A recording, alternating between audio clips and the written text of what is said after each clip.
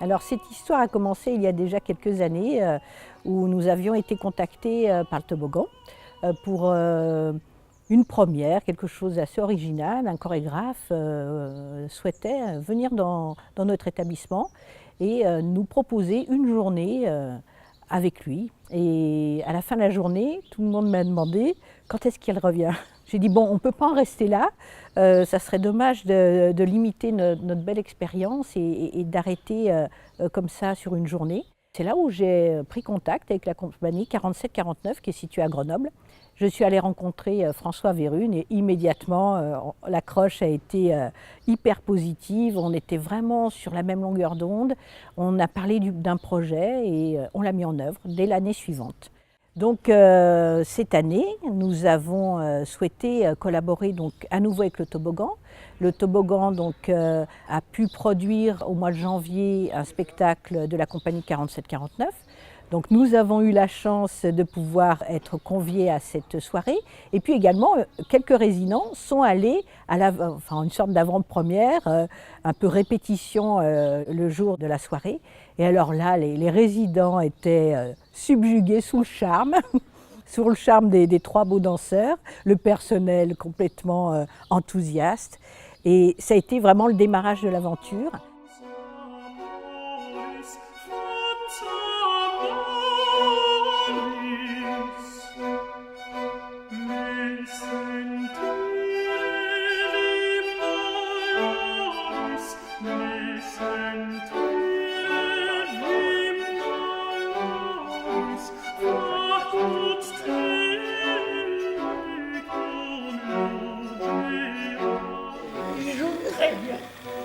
Ah, il joue bien.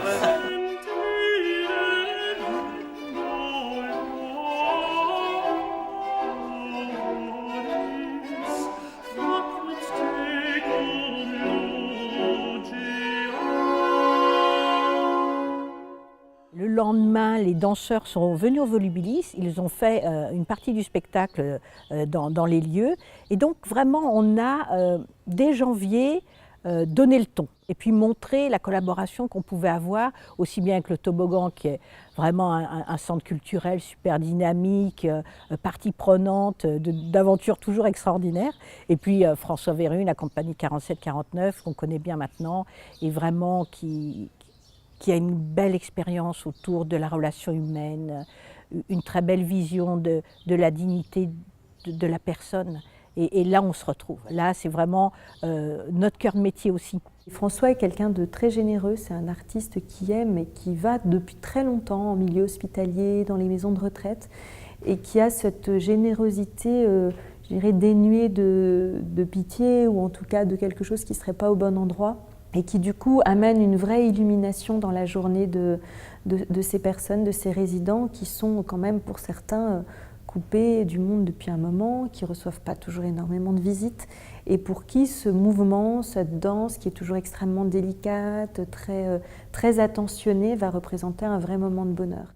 Pour nous, on arrive vraiment avec une dimension artistique auprès de toutes ces personnes qui sont en résidence en fait ici. Et l'objet est de pouvoir aussi créer une synergie en fait entre finalement les usagers, leur famille éventuellement, le personnel. Et de comment arriver à tricoter quelque chose qui donne du sens en fait. Et ce sens, il est finalement émancipateur. C'est-à-dire comment, grâce à l'art et la culture, on peut rejoindre monsieur, madame, tout le monde, quelle que soit sa condition. Et donc, c'est jamais trop tard, quelle que soit notre fragilité, notre situation intérieure, de pouvoir finalement être en prise avec ces questions qui relèvent du sensible, du poétique, et là pour le coup avec le chant chorégraphique.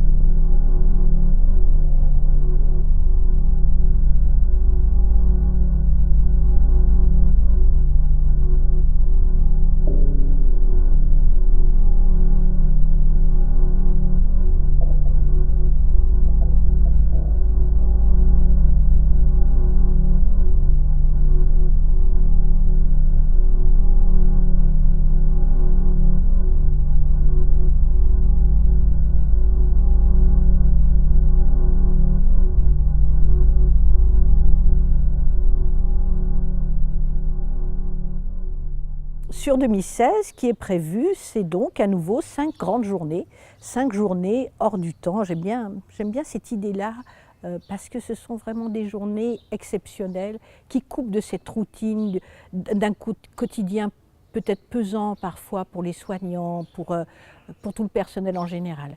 Et puis, on se recentre et on repose notre regard sur la personne âgée, un regard attentif, un regard très humain, et je trouve ça formidable. Et le personnel est aussi subjugué que moi. Je pense que les temps, à la fois l'unité, nous avons une unité spécialisée pour malades d'Alzheimer, une unité de 19 places. Ces temps-là sont très forts, donc les chorégraphes restent environ 1 heure dans cette unité. C'est des temps forts parce que nous sommes au contact de personnes. Avant tout, nous ne sommes pas au contact d'une maladie. Mais c'est là où on retrouve l'humain derrière la pathologie. Et ça c'est extrêmement important. C'est là où il faut que nous posions notre regard. En tout cas, ce qui se passe, c'est que le mouvement dansé induit chez les regardants un mouvement finalement dansé, subtil, intérieur. Et qu'à partir de là, ça va réveiller, en tout cas c'est à quoi j'aspire, c'est réveiller finalement le part du vivant que tout un chacun porte en lui. Donc il n'y a pas une dimension thérapeutique, c'est simplement le fait même que de communiquer avec le langage du corps crée un endroit singulier où va s'exprimer la part de créativité de chacun, quelle que soit sa condition physique, sa condition psychique. La danse est intéressant parce que on peut être parfois avec des résidents qui ont des problématiques sur la mémoire, qui vont avoir des difficultés d'audition, ce genre de choses. Et là, l'art du mouvement, c'est assez merveilleux on peut être totalement, je dirais, entouré par les artistes et pris en charge et puis un peu cajolé en quelque sorte par ça. Donc je trouvais que c'était intéressant d'amener la danse justement en maison de retraite et en établissement de ce type. Ça fait vraiment sens. Et puis nous sommes scène conventionnée pour la danse, donc c'était important aussi pour nous de pouvoir montrer qu'à tous les âges de la vie, cet art, la chorégraphie peut être quelque chose qui nous accompagne et qui nous amène du bonheur tout simplement.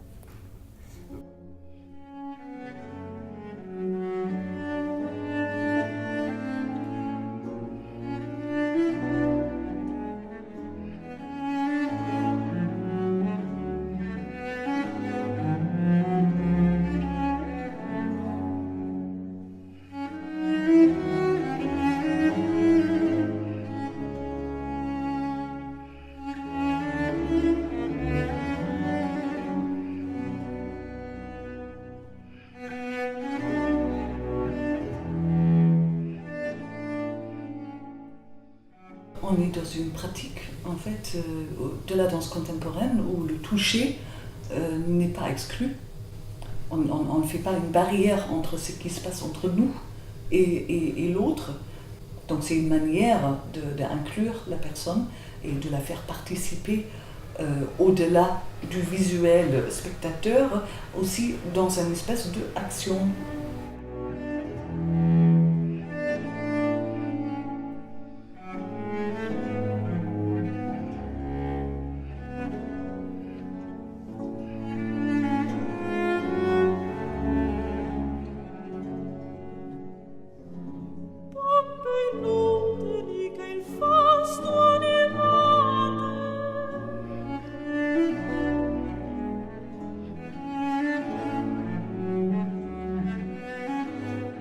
Dans la matinée, les danseurs reviennent dans la grande unité, donc c'est quelque chose de plus ouvert, où certains ne veulent pas montrer qu'ils sont intéressés, mais pour autant ils restent un peu à distance, et puis ils regardent, et puis ça génère des réactions positives, où les gens sont contents d'être là.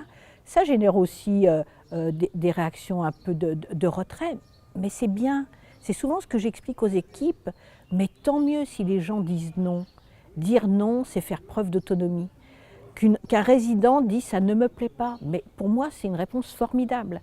C'est la preuve qu'il peut encore, qu'il s'autorise à faire preuve de son autonomie, de sa capacité de choix, de décision. Et ça, c'est très important. On est dans une forme d'agora où finalement, il y a je ne sais pas si on peut dire une zone floue, mais en tout cas une zone, un interstice en fait entre l'objet chorégraphique en train de se développer, les personnes en train de regarder. Et finalement, ce qu'on remarque beaucoup, c'est que les gens de toute façon ils sont en empathie. S'ils ne sont pas en empathie, c'est qu'il y a un problème, c'est-à-dire qu'ils ne sont pas concernés.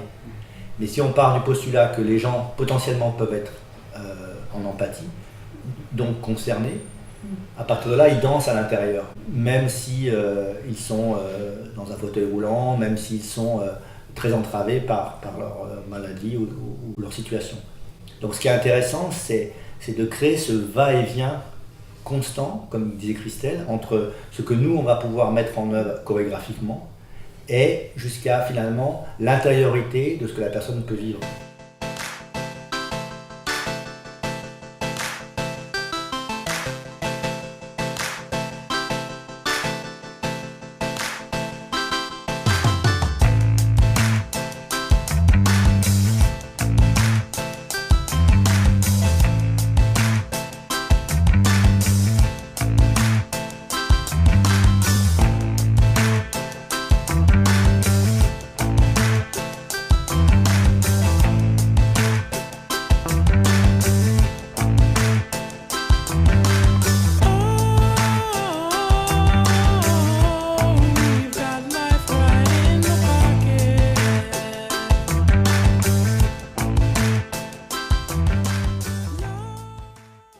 Ensuite, après un temps de repas toujours convivial, où nous invitons bien sûr notre équipe infirmière, puisqu'elle est quand même très partie prenante, nous avons un moment avec les équipes.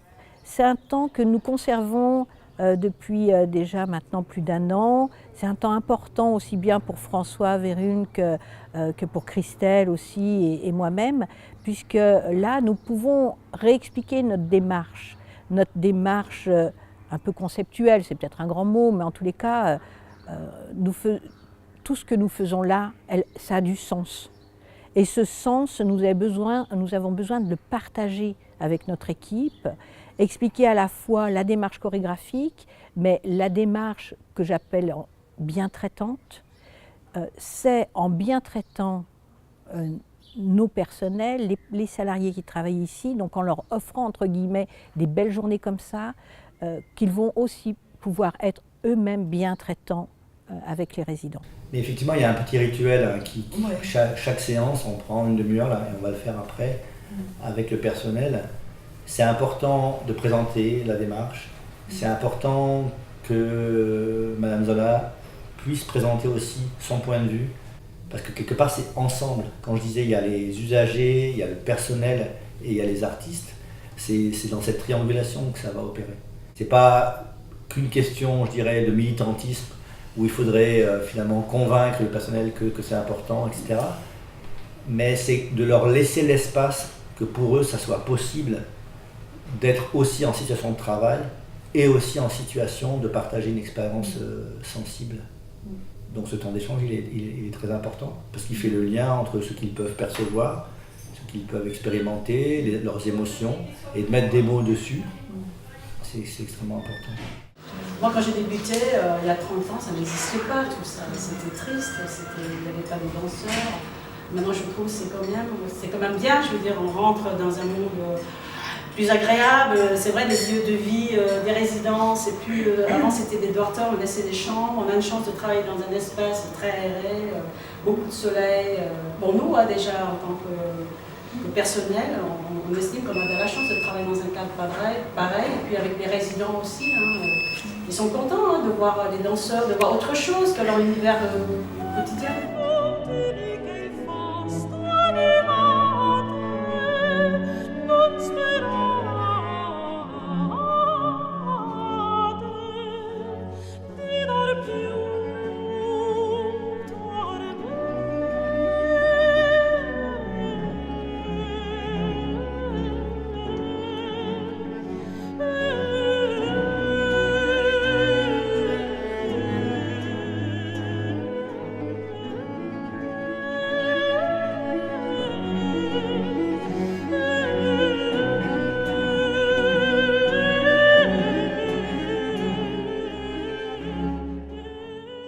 L'après-midi, les danseurs interviennent plutôt en chambre. Et ça a été une volonté cette année d'intensifier ce temps individuel en chambre pour des personnes très isolées, des personnes très dépendantes. Et là aussi, la personne peut dire non, mais elle peut aussi changer d'avis et dire oui la fois d'après. Donc ça, c'est extrêmement intéressant aussi. Et en fait, tout est un terrain de jeu, sensible et artistique. C'est ça qui est assez extraordinaire, c'est que ce n'est pas... il n'y a pas une césure. Il y a quelque part, on emploie des termes un peu savants qui peuvent être dans un rapport kinesthésique, c'est-à-dire que la personne, elle va percevoir ce qui se passe en regardant, en écoutant et aussi quelque part avec son corps.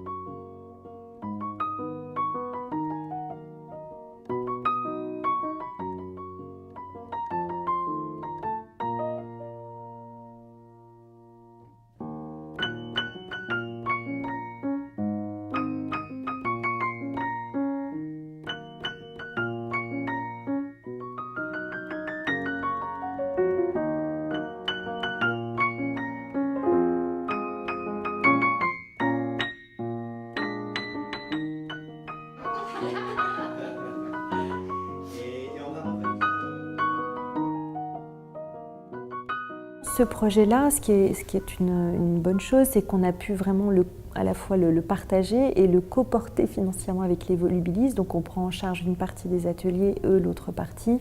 Donc ça nous a permis, et puis c'est quelque chose que l'on avait inclus dans notre budget autour de l'éducation artistique et culturelle, qui est assez plutôt bien et de mieux en mieux subventionné au toboggan par l'intermédiaire de la Direction régionale des affaires culturelles, qui nous accompagne entre autres sur ces projets, ainsi qu'un certain nombre d'entre eux, d'autres projets tout au long de l'année. Et ça, c'est vrai que ça nous permet de donner cette aisance.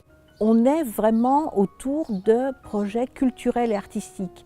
Donc il faut montrer que la culture doit être accessible à tous, accessible aussi à nos personnes âgées dans nos structures. Et que l'art, ça ne se retrouve pas que dans des salles de spectacle. Le spectacle, l'aspect artistique, culturel, doit diffuser en dehors des murs d'une salle de spectacle. Voilà, je crois que ça remplit la vie à un autre endroit. Et puis c'est vrai que quand on est comme ça ça devient des petits bonheurs du quotidien. Et ça y participe largement, je crois. Voilà, surtout quand on a des artistes d'une telle générosité, un personnel soignant très à l'écoute de ses patients, on est dans le vrai de la chose, c'est ni artificiel, c'est ni plaqué, c'est partagé, porté et vécu par tout le monde de la même manière. Ça, je crois que c'est l'essentiel. Donc c'est ce qui nous fera aussi continuer, je pense, ce type de projet avec les Volubilis, parce qu'on est dans une intelligence commune du projet. Ça, c'est essentiel pour moi. Cette histoire de chercher le côté relationnel, d'arriver ici, reconnaître les gens maintenant, pouvoir dire bonjour, voir comment eux ils évoluent, eux ils regardent comment nous on évolue, qu'est-ce qu'on peut offrir à chaque moment d'une séance à l'autre, comment c'est différent, tout ça c'est une richesse de vie, c'est superbe.